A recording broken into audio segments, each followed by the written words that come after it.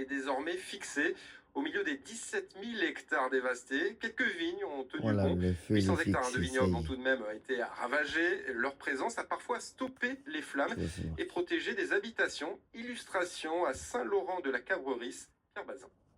L'air grave, Olivier Verdal nous emmène au milieu de ses vignes. Ici, 90% des parcelles de ce viticulteur ont été touchées par l'incendie.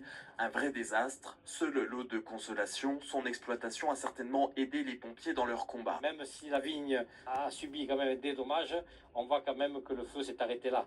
Voilà, s'il n'y avait pas des vignes autour de cette commune de Saint-Laurent, le village aurait été brûlé à 90%. Les vignes ont pu barrer la route au feu grâce à leur propriété, mais également au travail des viticulteurs comme Émile Verdal. C'est la présence d'eau du coup dans les feuilles et dans les baies. Et en plus de ça, il y a l'entretien du vigneron.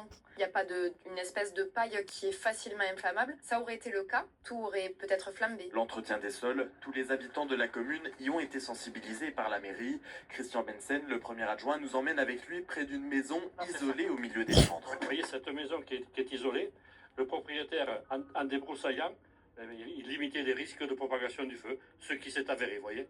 S'il n'avait pas débroussaillé, peut-être que sa maison aurait été détruite. Ici, beaucoup militent pour replanter des vignes arrachées il y a des années sur des terrains devenus depuis des kilomètres de friches. Les 2000 pompiers sont loin d'avoir terminé leur mission. L'incendie ne progresse plus, mais il n'est pas encore maîtrisé. Bonne nouvelle, les conditions météo sont plus favorables aujourd'hui. 2000 sinistrés ne peuvent pas encore regagner leur domicile. Il est 7h36 sur RMC, un camp scout dans le